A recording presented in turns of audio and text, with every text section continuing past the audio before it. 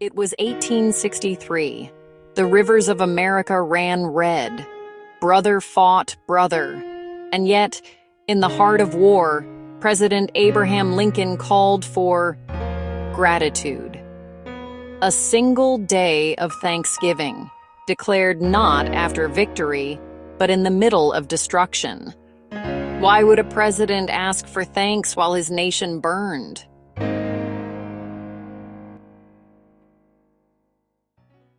Thanksgiving didn't begin with pilgrims and peace. It began with pain and politics. By 1863, more than 200,000 Americans were gone, fields scorched, cities in ruin. Lincoln needed more than soldiers. He needed belief. He needed a story strong enough to hold a broken nation together.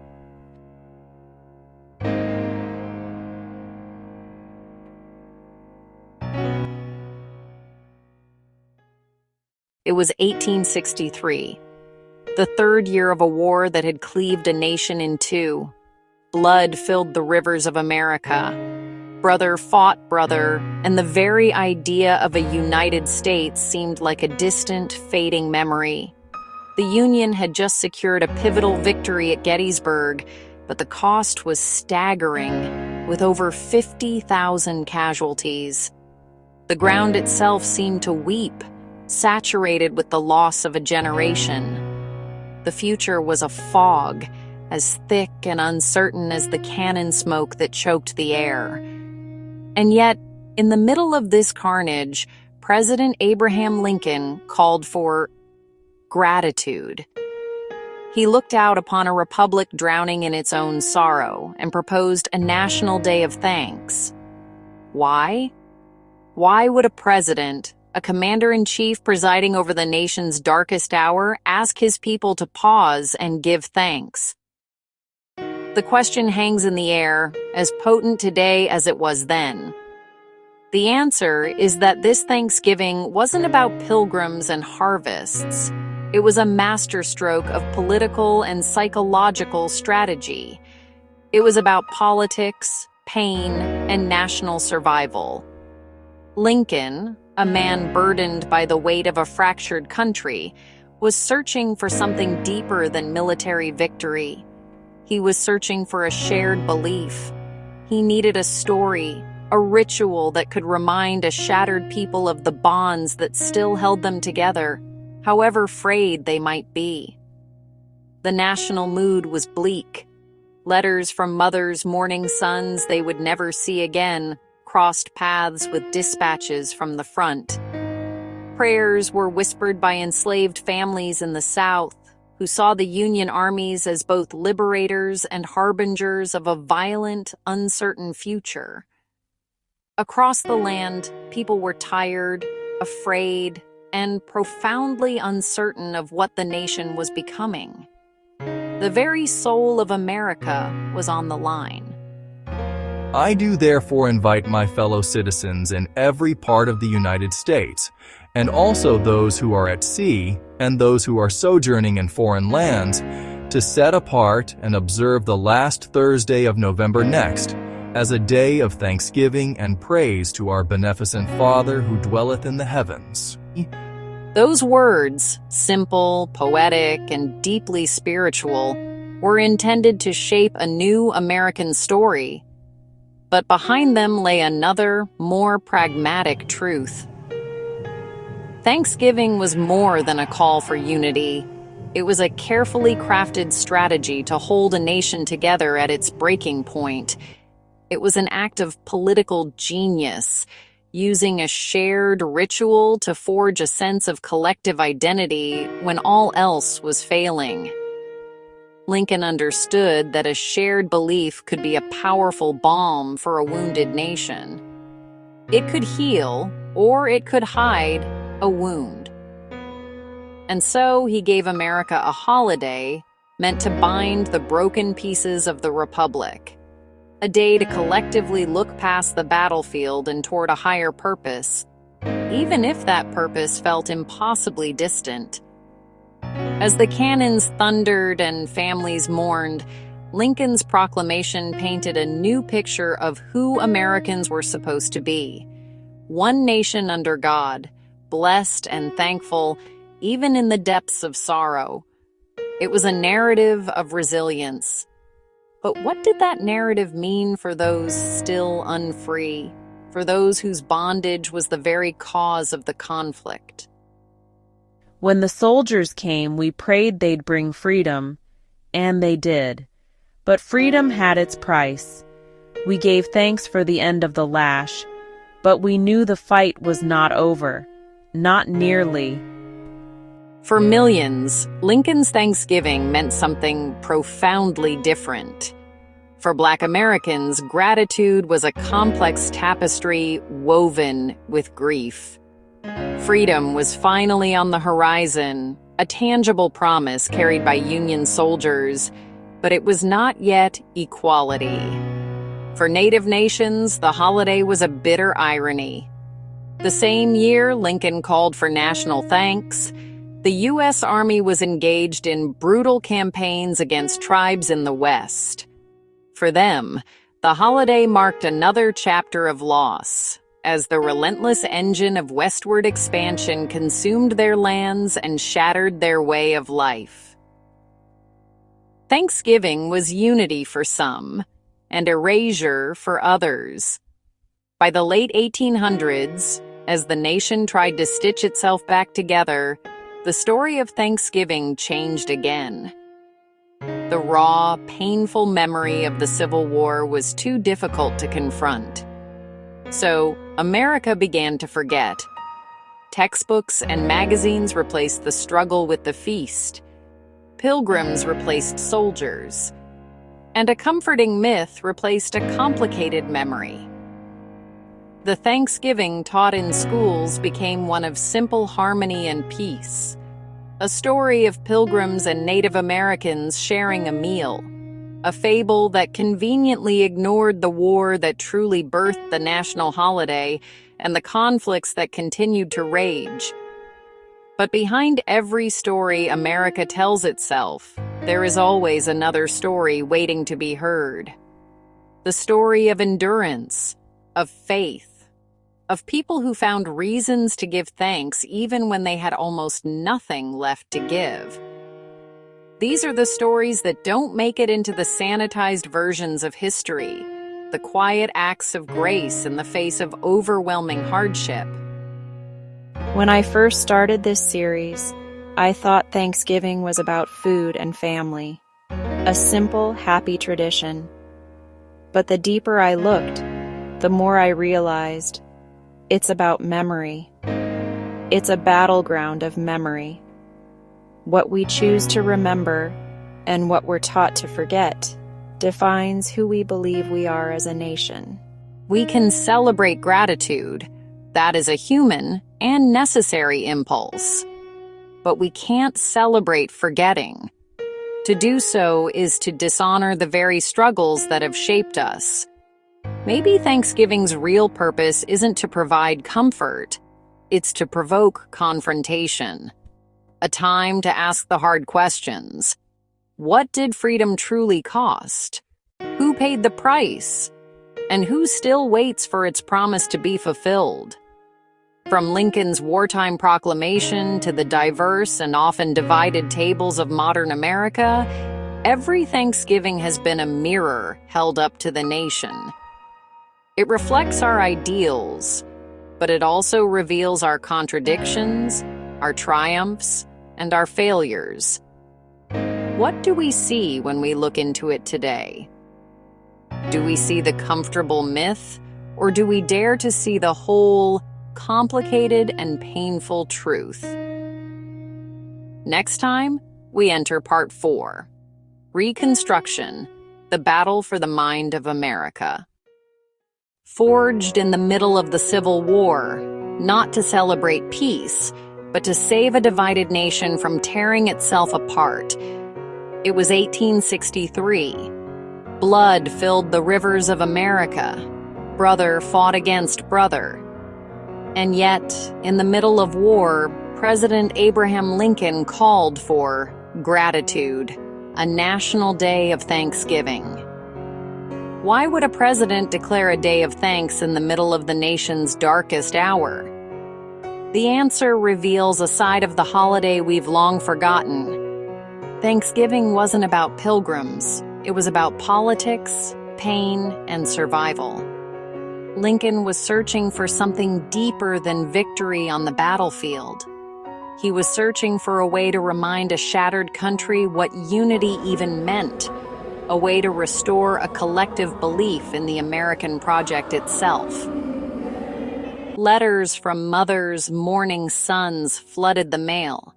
Prayers were whispered by enslaved families, caught between the promise of freedom and the terror of the unknown. Across the land, people were tired, afraid, and deeply uncertain of what the nation was becoming. The very soul of America was in question. I do therefore invite my fellow citizens to set apart and observe the last Thursday of November as a day of thanksgiving and praise. Those words seemed simple, poetic, almost out of place amidst the carnage. But behind them lay another truth. Thanksgiving was more than a call for unity. It was a political and psychological strategy to hold a nation together. Lincoln, a master of public sentiment, understood that a shared ritual, a shared moment of reflection, could begin to heal, or at least hide, a wound that seemed fatal. And so he gave America a holiday meant to bind the broken pieces of its identity back together. We have been the recipients of the choicest bounties of heaven, but we have forgotten God. We have become too proud to pray to the God that made us. Lincoln understood that faith could heal, or hide, a wound. Thanksgiving was designed to make the nation remember together, even as it mourned apart. As the cannons thundered and families grieved, Lincoln's proclamation painted a new picture of who Americans were supposed to be. One nation under God, blessed and thankful, even in sorrow. But what did that mean for those still unfree?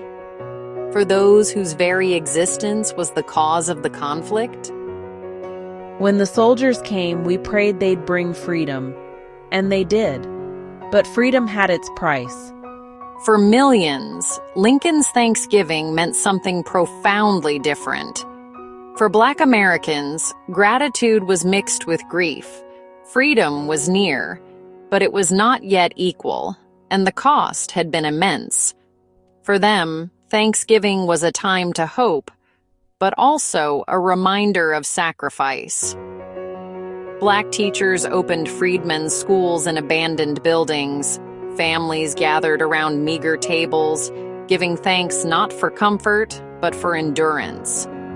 And for Native nations, the holiday marked another chapter of devastating loss, as the same westward expansion that Lincoln's proclamation celebrated as a sign of national strength continued to consume their lands and sovereignty. Thanksgiving was unity for some, and erasure for others. By the late 1800s, as the nation desperately tried to move on from the trauma of the war, the story changed again. Textbooks replaced the struggle with the feast. Pilgrims replaced soldiers. And the myth replaced the memory. The Thanksgiving taught in schools became one of harmony and peace, a story of peace between settlers and native peoples. But in truth, that story erased both the suffering of Native Americans and the brutal struggle of the newly freed. The American myth began to harden. Thanksgiving's real power wasn't unity, it was amnesia. It was how America learned to forget, politely. But behind every story America tells itself, there is always another story waiting to be heard. The story of endurance, of faith, of people who gave thanks even when they had nothing left to give. A story that lives on not in the official histories, but in the quiet strength of communities that refuse to be forgotten.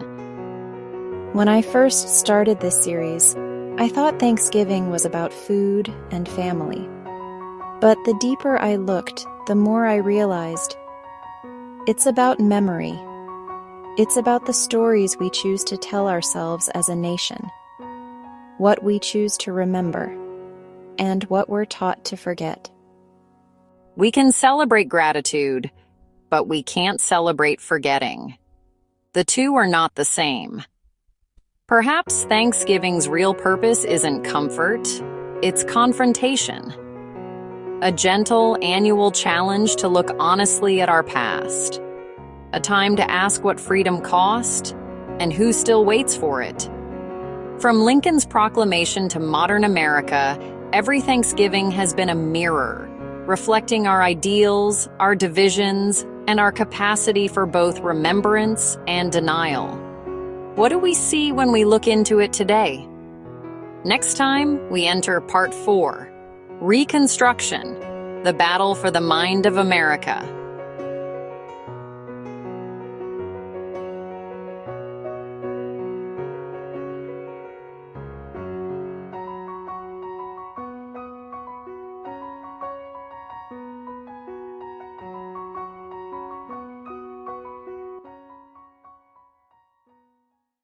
By the late 1800s, the story had changed.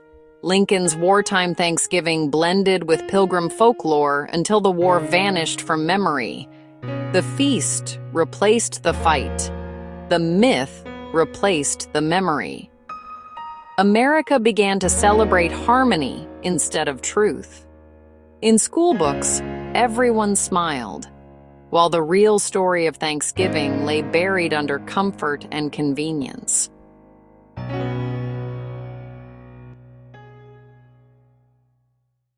Today, we still sit at the same table Lincoln set during war. We say we give thanks for freedom, but we often forget who paid for it. Thanksgiving's real meaning is not comfort. It's confrontation. It's asking, what did freedom cost? And who still waits to receive it?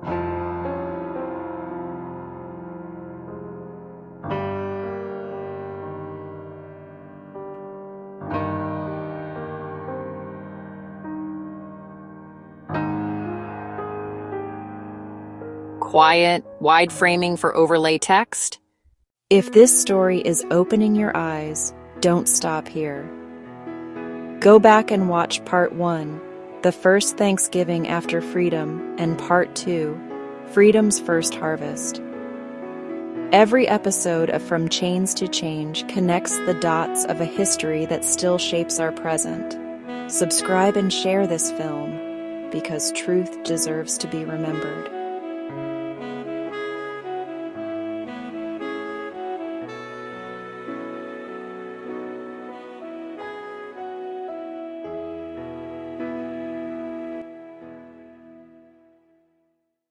Gratitude isn't denial, it's remembrance. And remembrance is a kind of freedom too. The people who gave thanks with nothing left to lose taught us something sacred, that even in loss, we can build again. Their Thanksgiving wasn't about abundance, it was about survival.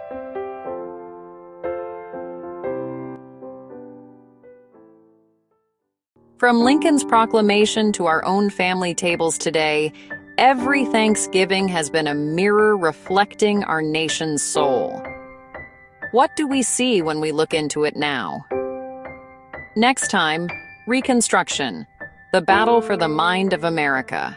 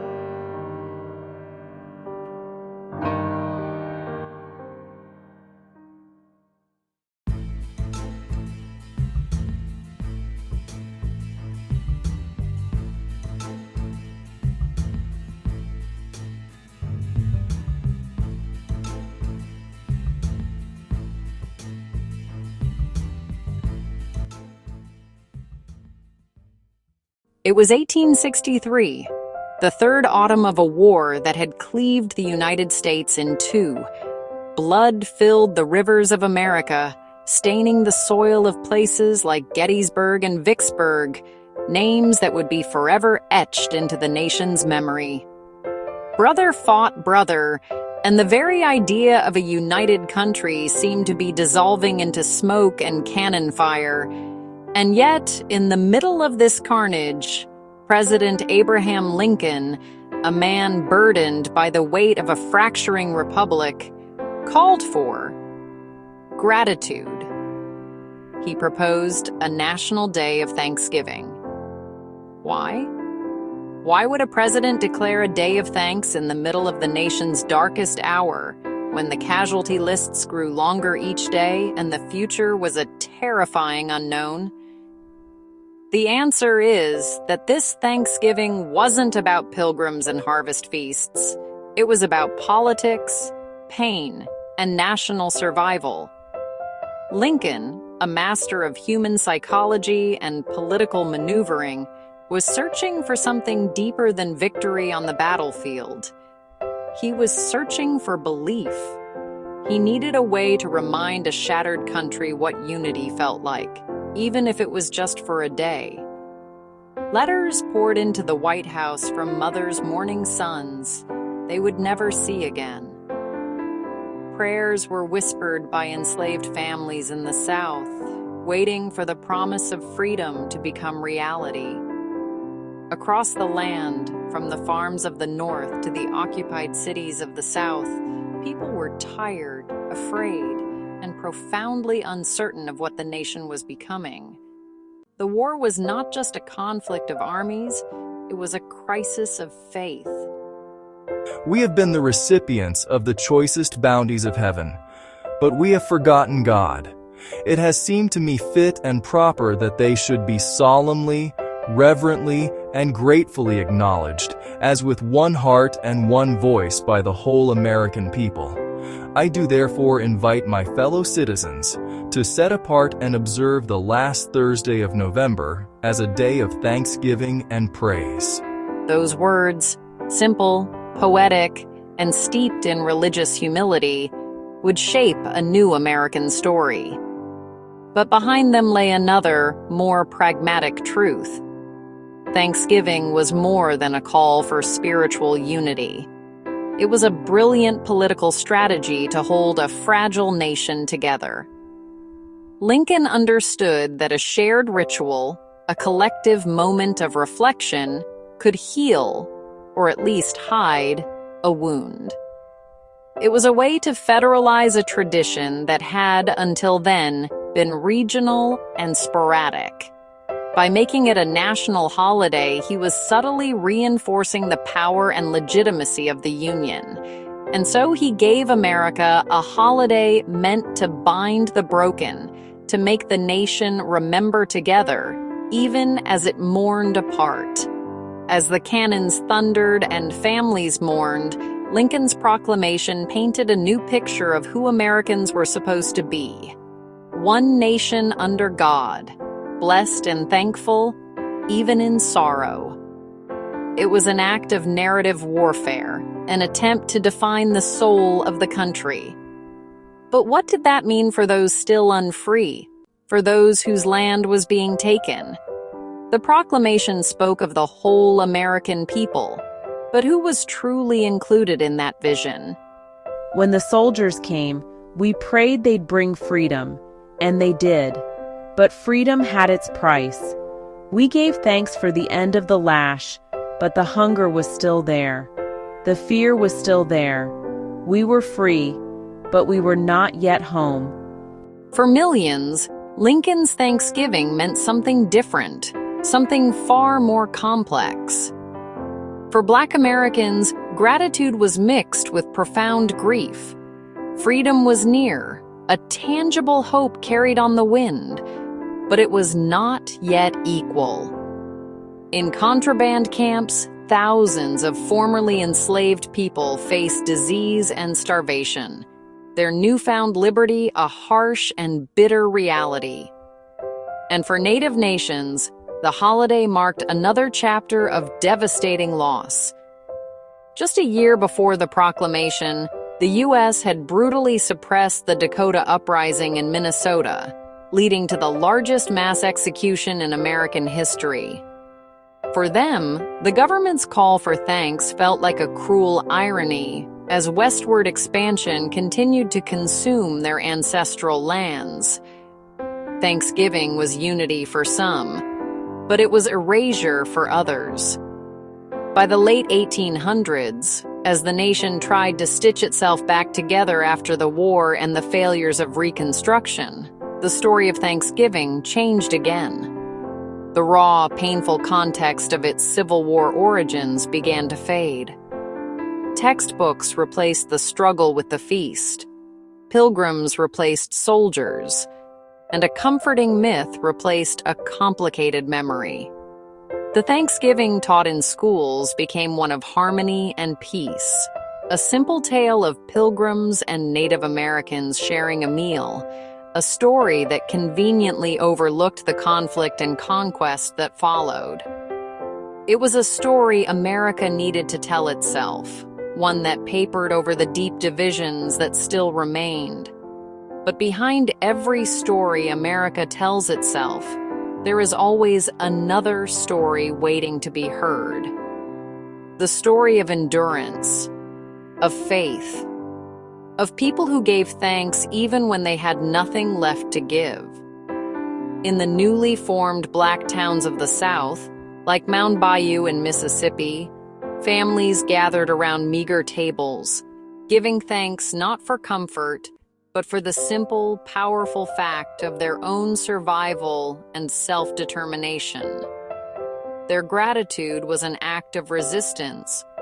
When I first started this series, I thought Thanksgiving was about food and family, a simple, happy tradition. But the deeper I looked, the more I realized it's about memory. It's a battleground of memory, what we choose to remember, and what we're taught to forget. The story we tell about this day says more about us now than it does about the past.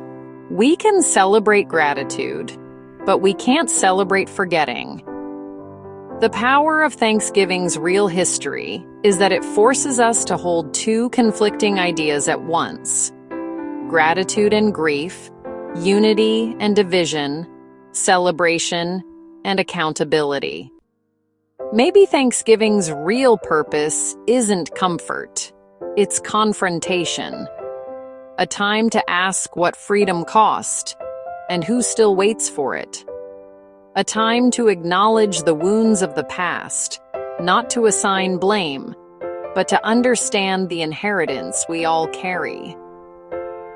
From Lincoln's proclamation forged in the fires of war, to the sanitized myths of the 20th century, to the complex debates of modern America, every Thanksgiving has been a mirror held up to the nation. It reflects our highest ideals and our deepest contradictions. What do we see when we look into it today? Do we see a story of simple harmony? Or do we see the resilient, complicated, and ongoing struggle for a more perfect union? Next time, we enter Part 4, Reconstruction, the Battle for the Mind of America. Special thanks, teachers, students, and viewers preserving truth through history and gratitude. Research references: the Abraham Lincoln Papers, Library of Congress, the National Archives, Proclamation of Thanksgiving, 1863, Smithsonian National Museum of African American History and Culture, National Museum of the American Indian, Harvest and Memory. Exhibition. U.S. National Park Service, Civil War and Emancipation Series. Connect and learn more. Rondia Kaufer 5557, From Chains to Change.